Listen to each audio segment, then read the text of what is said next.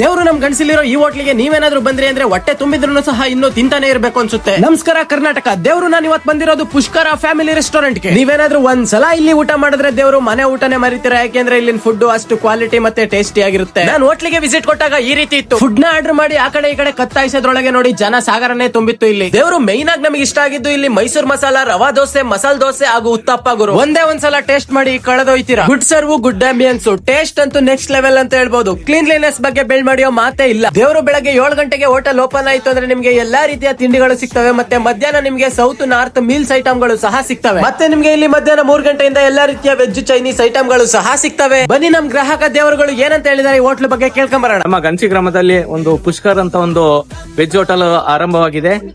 ನಾನು ಬಂದು ಇದರ ಒಂದು ರುಚಿಯನ್ನು ಸವಿದಿದ್ದೇನೆ. ಅತ್ಯಂತ ಅದ್ಭುತವಾಗಿ ಇದೆ ಹಾಗೂ ರುಚಿಯಿಂದ ಕೂಡಿದೆ ಹಾಗೂ ಶುಚಿಯನ್ನು ಸಹ ಒಂದು ಕಾಪಾಡ್ಕೊಂಡಿದ್ದಾರೆ. ಪುಷ್ಕರ ಹೋಟ್ಲು ಮಾಡಿದ್ದಾರೆ. ಒಂದು ಹೋಟೆಲ್ ಟಿಫನ್ ತುಂಬಾ ಚೆನ್ನಾಗಿರುತ್ತೆ. ಊಟ ಇಲ್ಲ, ಒಂದು ಬಂದು ಟೇಸ್ಟ್ ನೋಡಿ. ಚೆನ್ನಾಗಿದೆ ಟೇಸ್ಟ್. ನೀವು ಒಂದು ಟ್ರೈ ಮಾಡಬಹುದು. ಅಂದ್ರೆ ನಾನು ಫಸ್ಟ್ ಟೈಮ್ ಟ್ರೈ ಮಾಡಿದೆ.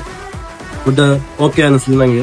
ಮತ್ ಇನ್ನು ಯಾಕೆ ತಡ ಮಾಡ್ತಿದ್ದೀರಾ? ನೀವೇನಾದ್ರೂ ಗಣಸಿ ಅವರಾಗಿದ್ರೆ ಅಥವಾ ಗಣಸಿ ಕಡೆ ನೀವೇನಾದ್ರೂ ಬಂದ್ರೆ ಒಂದ್ಸಲ ವಿಸಿಟ್ ಮಾಡಿ ಪುಷ್ಕರ ಫ್ಯಾಮಿಲಿ ರೆಸ್ಟೋರೆಂಟ್. ಇದೊಂದು ಪಕ್ಕಾ ಸಸ್ಯಾಹಾರಿ ಹೋಟೆಲ್ ಆಗಿದೆ. ಈ ಹೋಟೆಲ್ ಲೊಗಡೆ ಆಗಿರೋ ಜಾಗ ಬಂದು ಹಾಸನ ಜಿಲ್ಲೆಯಲ್ಲಿ ಅರಸೀಕೆರೆ ಟು ಚಂದ್ರಪಟ್ಟಣ ರೋಡ್ ನಮ್ಮ ಗಣಸಿಯಲ್ಲಿ. ನೀವಿನ್ನ ನಮ್ಮ ಅಕೌಂಟ್ ನ ಫಾಲೋ ಮಾಡಿಲ್ಲ ಅಂದ್ರೆ ಬೇಗ ಫಾಲೋ ಮಾಡ್ಕೊಳ್ಳಿ. ಇದೇ ರೀತಿ ಒಳ್ಳೊಳ್ಳೆ ಕಂಟೆಂಟ್ ಗಳು ಬರ್ತಾ ಇರ್ತವೆ. ಎಲ್ರಿಗೂ ಸಹ ತುಂಬ ಹೃದಯದ ಧನ್ಯವಾದಗಳು.